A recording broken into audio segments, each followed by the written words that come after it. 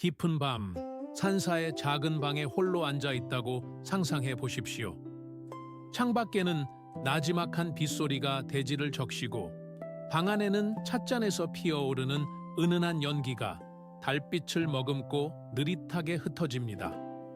이 고요한 공간에서 우리는 비로소 우리 내면의 거대한 소란을 마주하게 됩니다. 오래전 한 지친 나그네가 수행이 깊은 스님을 찾아가 물었습니다. 스님, 제 마음이 너무나 소란스러워 도저히 어찌할 바를 모르겠습니다. 수만 가지 생각이 폭풍처럼 몰아쳐 잠시도 쉴 수가 없습니다. 이 소음을 잠재울 비법을 알려주십시오. 스님은 대답 대신 흙탕물이 가득 담긴 유리잔 하나를 가져와 나그네 앞에서 세차게 흔들었습니다.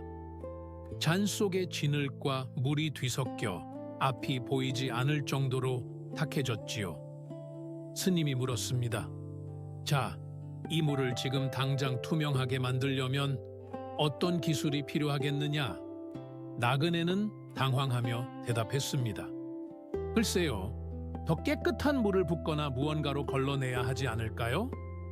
스님은 빙그레 웃으며 그 유리잔을 낡은 탁자 위에 가만히 내려놓았습니다. 그리고 침묵 속에서 시간이 흐르길 기다렸지요.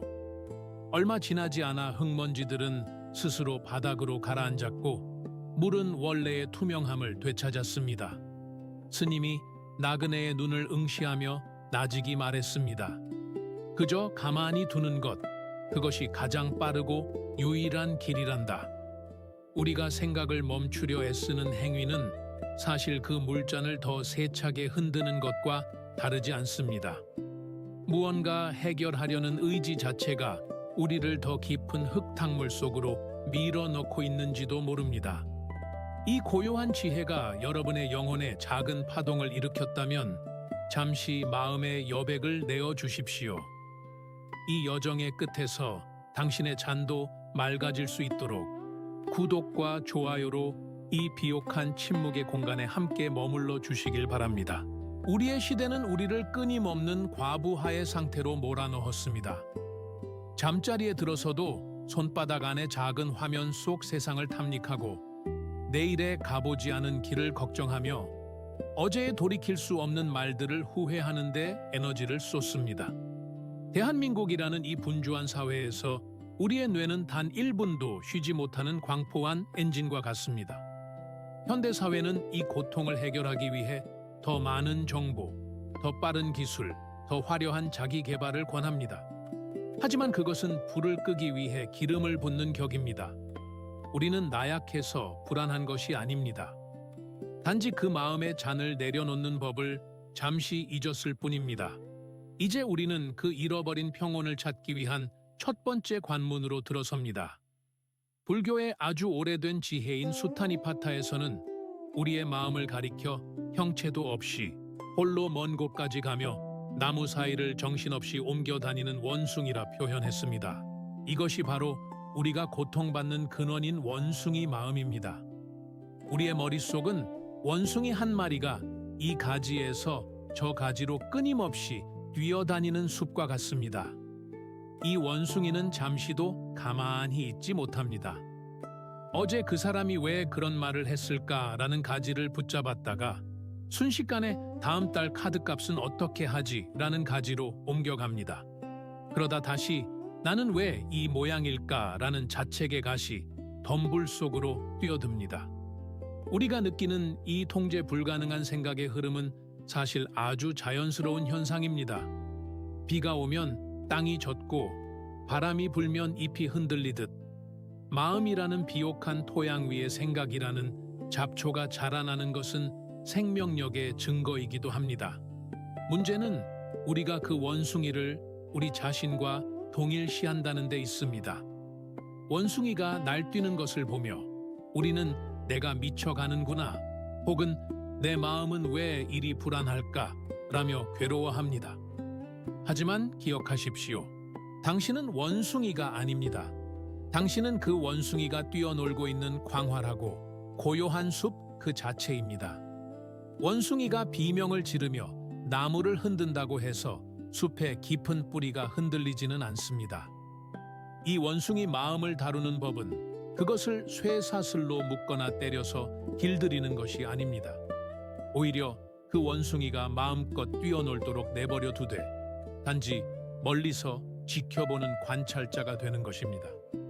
마치 기차역 플랫폼에 서서 지나가는 기차들을 바라보는 것처럼 말입니다. 수많은 생각이 담긴 기차들이 당신 앞을 지나갑니다. 어떤 기차에는 분노가 가득 차 있고, 어떤 기차에는 슬픔이 실려 있으며, 어떤 기차는 불안의 경적을 요란하게 울리며 지나갑니다. 여러분은 그 기차에 올라탈 필요가 없습니다. 그저 저런 기차가 지나가는구나 하고 이름을 붙여주고 보내주면 됩니다. 일상생활 속에서도 이를 연습할 수 있습니다. 상사의 꾸지람을 듣고 자리에 돌아왔을 때 머릿속에서 수만 가지 반박과 자기 비하가 시작될 것입니다.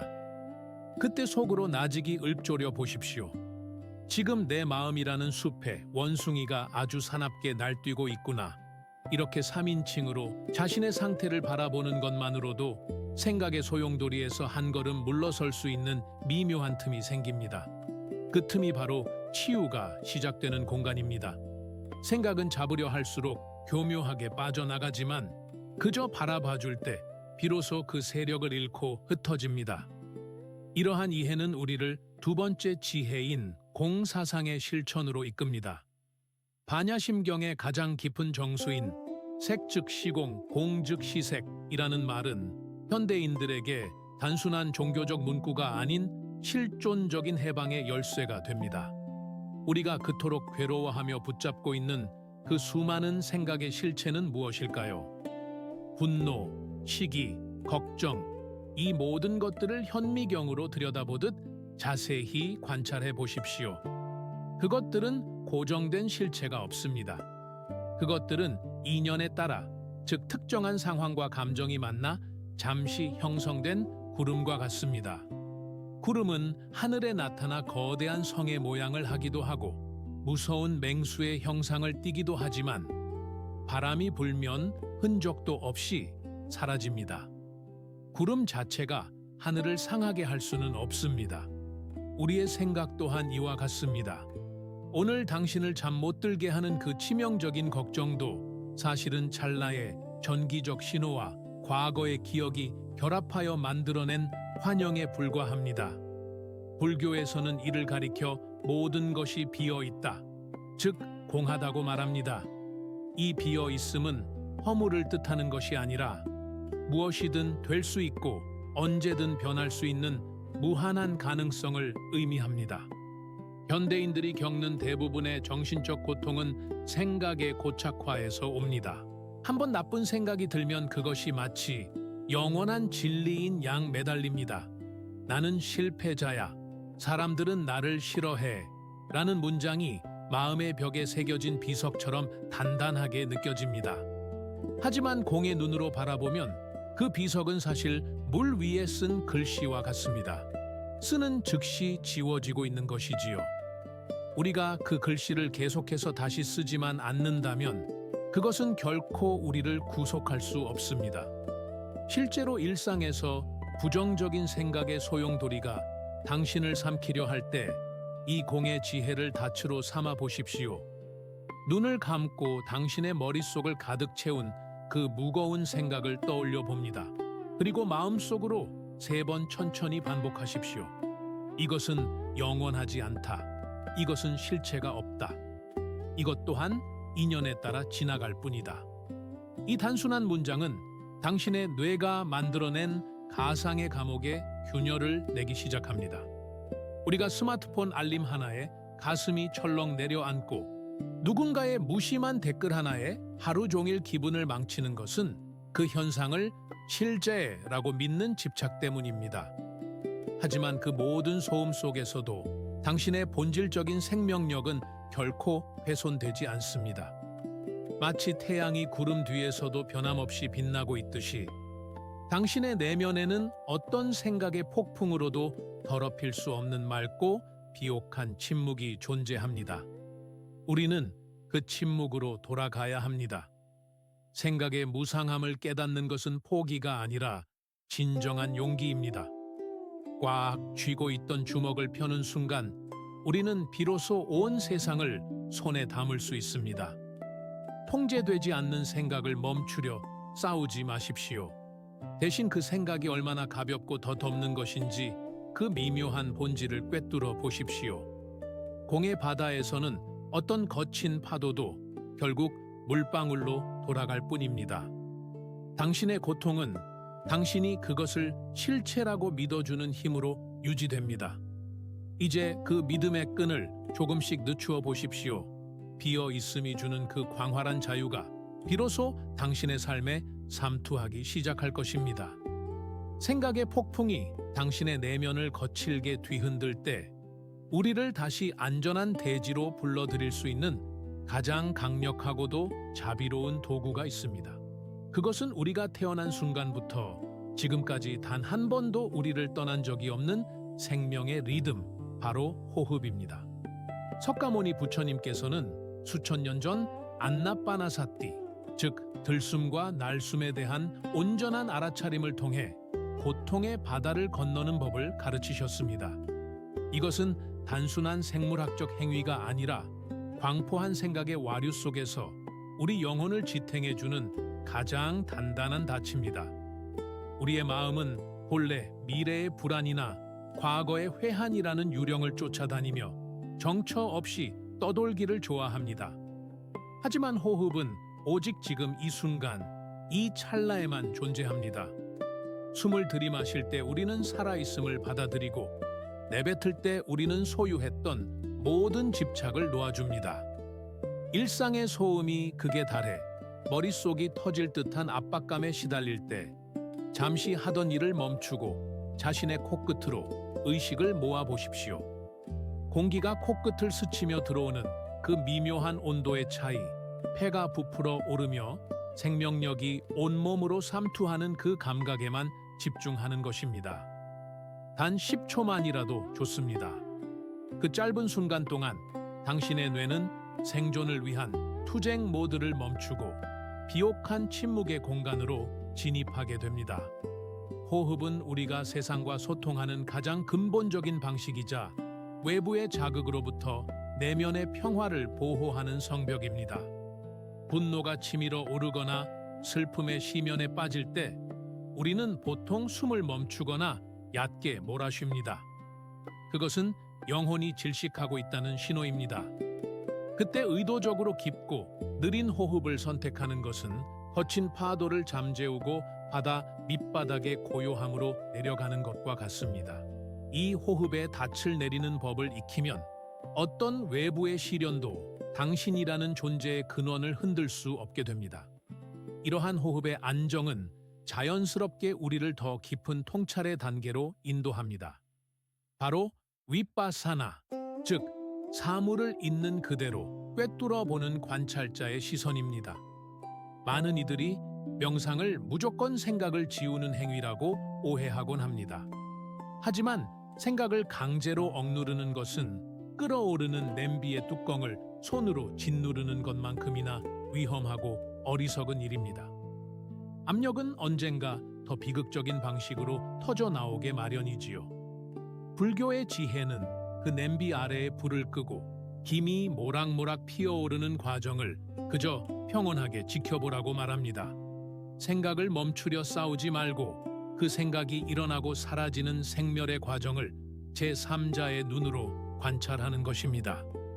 이것이 바로 마하시 사야도와 같은 수많은 선사들이 강조했던 알아차림의 힘입니다. 우리가 고통스러운 이유는 생각과 나를 동일시하기 때문입니다. 나는 화가 났다 라고 말하는 순간 당신은 분노라는 거대한 화염 자체가 되어버립니다.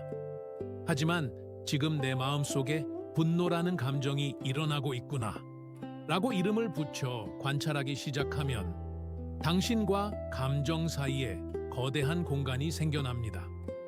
이 공간이 바로 자유의 영토입니다. 마치 어두운 방 안에 전등을 켜면 그림자가 힘을 잃듯 무의식적으로 우리를 조종하던 생각들에 이름표를 붙여보십시오. 지금 근심이 지나가고 있구나. 지금 질투에 물결이 치고 있구나. 라고 나직이 속삭이는 것입니다.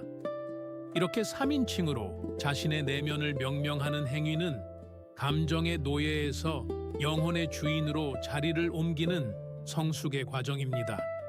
현대인들이 느끼는 불안의 대부분은 실체가 없는 환영입니다.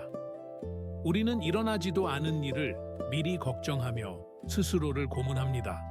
하지만 관찰자의 시선을 유지하면 그 모든 걱정이 사실은 뇌가 만들어낸 조잡한 시나리오에 불과하다는 것을 깨닫게 됩니다. 깊은 명상 속에서 우리는 자신의 고통을 타인의 고통처럼 객관적으로 바라볼 수 있는 자비로운 거리를 확보하게 됩니다. 그 거리 속에서 모든 소음은 잦아들고 오직 생명의 본질적인 공명만이 남게 됩니다. 생각을 제거하려 하지 마십시오. 그저 그 생각이 당신의 비옥한 마음밭 위를 지나가는 바람임을 알아차리십시오. 바람은 불어오지만 그 바람이 당신 자체는 아닙니다. 이 미묘한 분별의 지혜가 당신을 영원한 자유로 안착시킬 것입니다. 끊임없이 요동치는 생각의 파도 위에서도 평온의 섬을 찾는 이 여정에 계속 함께하고 싶으시다면 이 고요한 울림을 당신의 소중한 이들에게도 전해주시길 바랍니다. 당신의 작은 관심이 누군가에게는 생명의 닻이 될 수도 있습니다. 우리는 흔히 깨달음이나 평온함이라는 것이 심산유곡의 깊은 동굴이나 거창한 폭포 아래에서만 이루어지는 특별한 사건이라고 오해하곤 합니다. 하지만 진정한 불교의 지혜는 가장 소란스러운 도심의 한복판, 당신이 매일 걷는 그 아스팔트 위에서 피어나는 한 송이 이름 없는 풀꽃과 같습니다. 한국 선불교의 오래된 가르침 중에 조고각하라는 말이 있습니다. 이는 거창한 진리를 쫓기 전에 지금 당장 자신의 발밑을 살피라는 뜻입니다. 현대인들의 영혼이 이토록 피로한 이유는 우리의 시선이 언제나 가보지 못한 먼 곳 혹은 이미 지나온 후회의 길목에 머물러 있기 때문입니다. 정작 지금 이 순간 나를 지탱하고 있는 대지의 촉감은 잊은 차의 말입니다. 일상의 소용돌이 속에서 생각을 멈추는 비결은 대단한 결심이 아니라 아주 작은 틈을 만드는 것에 있습니다. 바쁜 업무 중에 잠시 팩스 소리가 멈춘 순간, 엘리베이터가 내려오기를 기다리는 그 찰나, 혹은 따뜻한 차 한 잔을 앞에 두고 김이 피어오르는 것을 바라보는 그 1분이 바로 당신의 인생을 전등처럼 밝혀줄 정멸의 시간입니다. 이 1분은 단순히 시간을 측정하는 단위가 아닙니다. 그것은 무한히 반복되는 고통의 수레바퀴를 잠시 멈추는 거룩한 저항입니다. 세상은 당신에게 더 빨리 뛰라고, 더 많은 것을 채우라고 아우성치지만 이 1분의 멈춤은 그 광포한 흐름 속에서 당신의 영혼을 비옥하게 만드는 침묵의 영토가 됩니다. 상상해 보십시오. 매일 아침 출근길, 수많은 인파 속에서 당신은 긴장한 채 스마트폰을 쥐고 있습니다. 그때 잠시 손에 힘을 풀고 당신의 발바닥이 지면과 닿아 있는 그 감각에만 온 신경을 집중해 보십시오. 차가운 보도블록의 질감, 신발 속에서 느껴지는 발의 온도, 그리고 나를 밀어 올리는 지구의 묵직한 중력. 그 순간만큼은 당신을 괴롭히던 상사의 꾸지람도, 미래에 대한 막연한 공포도 힘을 잃고 흩어집니다. 이것이 바로 소음 속의 정멸이자 현대적 의미의 선수행입니다. 이러한 1분의 기적들이 모여 당신의 하루라는 도화지의 평온이라는 밑그림을 그립니다. 우리는 흔히 무언가를 해야만 한다고 생각하지만 불교의 지혜는 때로 하지 않음의 가치를 가르칩니다. 찬물이 끓기를 기다리는 그 고요한 1분 동안 당신은 세상을 통제하려는 의지를 내려놓고 그저 존재의 리듬에 몸을 맡기는 법을 배웁니다. 그 짧은 정지 상태에서 당신의 뇌는 비로소 숨을 쉬고 파편화되었던 자아의 조각들이 다시 제자리를 찾아가기 시작합니다. 이 정멸의 순간은 결코 비어있는 시간이 아닙니다. 그것은 새로운 생명력이 잉태되는 가장 비옥하고 숭고한 침묵의 시간입니다. 당신의 일상 곳곳에 숨겨진 이 일분의 보석들을 발견해 보십시오. 이토록 치열하게 평온을 찾아가는 여정 속에서 우리가 반드시 마주하게 되는 가장 큰 장애물은 바로 자기 자신에 대한 가혹한 심판입니다. 왜 나는 남들처럼 평온하지 못할까? 왜 내 머릿속은 이토록 더러운 생각들로 가득할까라며 스스로를 채찍질하는 그 마음이야말로 우리를 가장 깊은 아비스, 즉 고통의 심연으로 몰아넣는 주범입니다. 이때 우리에게 필요한 것은 날카로운 분석이 아니라 상처 입은 어린아이를 품에 안는 어머니의 마음과 같은 메타, 즉 자비의 수행입니다. 달라이 라마께서는 자비가 단순히 종교적인 덕목이 아니라 인류가 생존하기 위한 가장 본질적인 에너지라고 말씀하셨습니다. 특히 생각을 멈추지 못해 괴로워하는 자기 자신을 향한 자비는 모든 치유의 시작입니다. 당신의 머릿속을 스쳐가는 수많은 생각은 당신이 나빠서 생기는 것이 아닙니다. 그것은 마치 봄이 되면 들판에 잡초가 자라고 겨울이 되면 눈이 내리는 것과 같은 자연스러운 생명의 작용일 뿐입니다. 그 잡초를 뿌리째 뽑아내려 흙을 뒤엎는 대신 그저 그래, 많이 힘들었구나. 수많은 생각 속에서 길을 잃느라 참으로 애썼구나 라고 스스로에게 나직이 속삭여 주십시오. 지금 이 순간 당신의 가슴 위에 조용히 손을 얹어 보십시오. 손바닥을 통해 전해지는 따스한 온기와 규칙적인 심장 박동을 느껴보십시오. 이 온기가 바로 당신이라는 우주가 당신에게 보내는 가장 따뜻한 위로입니다. 생각을 멈추지 못하는 자신을 비난하는 대신 그 소란스러운 마음조차 당신의 일부임을 인정하고 수용하는 것. 그것이 바로 분별심을 넘어선 절대적 자비의 경지입니다. 우리가 타인을 사랑하기 힘든 이유는 정작 가장 가까운 존재인 자기 자신을 단 한 번도 진심으로 용서하고 사랑해 본 적이 없기 때문입니다. 자비는 결코 나약한 감정이 아닙니다.